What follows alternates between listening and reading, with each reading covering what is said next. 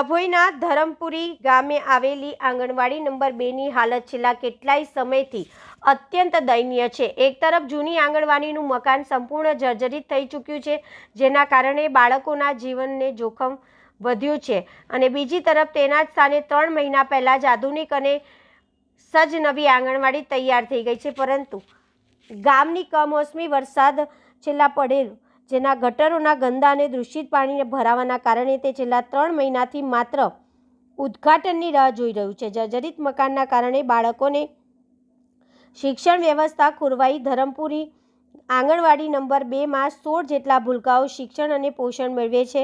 જર્જરિત મકાનના કારણે આ બાળકોને છેલ્લા 1 વર્ષથી ગામના એક વાડાની આંગણવાડીમાં બેસાડવામાં આવતા હતા। જોકે તાજેતરમાં વરસેલા કમોસમી વરસાદ અને ગામની ગટરોનું પાણી આંગણવાડીની આગળ પાછળ સતત ભરાઈ રહેવાના કારણે પરિસ્થિતિ વધુ વણસી છે।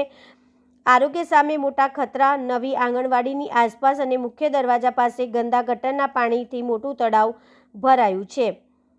આ ગંદકીના કારણે મચ્છરોનો ઉપદ્રવ વધ્યો છે અને રોગચાળો ફાટી નીકળવાનો ભય સતાવી રહ્યો છે। પરિણામે નાના બાળકોના આરોગ્યને ધ્યાનમાં રાખીને આંગણવાડીના સંચાલકોએ ફરી એકવાર સ્થળ બદલવાની ફરજ પડી છે।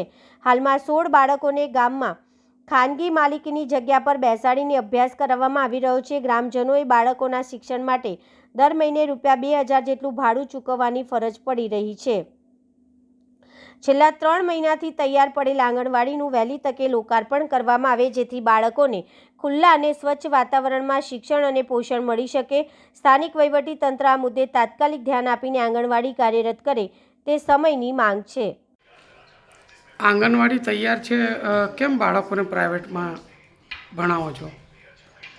આંગણવાડી જે જૂનું છે એ જર્જરિત છે અને નવું થઈ ગયેલું છે, એનું ઉદ્ઘાટન કરવાનું જ છે, પણ આંગણવાડીની ચારે બાજુ પાણી છે, એ ચોમાસાનું પાણી છે અને આંગણવાડી કરેલી છે એ બધો નીચો ભાગ છે, એના કારણે આંગણવાડીની ચારે બાજુ પાણી છે।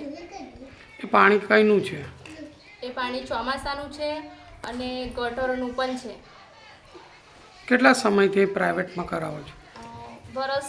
એક વર્ષથી ઉપર હશે। શું કહે છે પંચાયતમાંથી કે ત્યાંથી? એ તો પાણીનો નિકાલ કરે છે, પણ દબાણવાળી જગ્યા છે તો પાણી હવે કાઢવાનું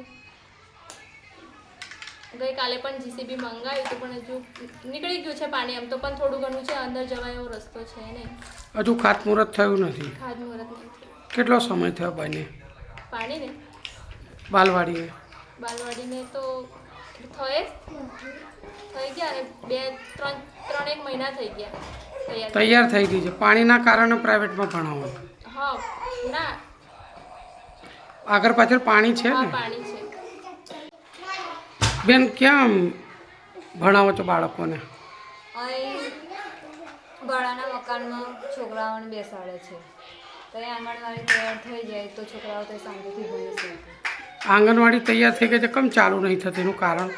આજુબાજુ પાણી છે, ચારે બાજુ પાણી છે, આંગણવાડીમાં જવાનો રસ્તો નથી। શાનું પાણી છે? ગટરોનું છે અને વરસાદનું છે। તમારી શું માંગ છે? આજુબાજુ સાફ સફાઈ થઈ જાય અને છોકરાઓ થઈ જાય બેસે શાંતિથી ભણે।